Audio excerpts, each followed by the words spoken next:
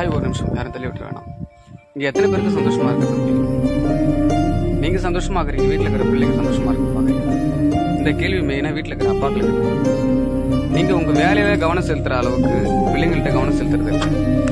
நீங்கள் வெளியில் அதிகமாக சந்தோஷமாக இருக்கிற அளவுக்கு பிள்ளைங்கள்ட்ட சந்தோஷமாக இருக்கிறீங்களா?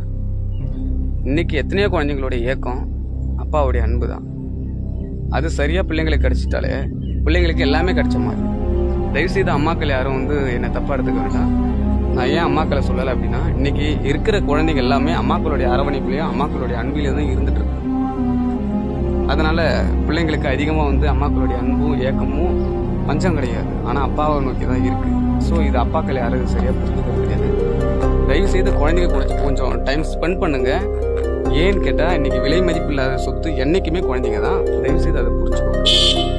தேங்க்ஸ். சப்ஸ்கிரைப் பண்ணி லைக் பண்ணிடுங்க. தேங்க்யூ.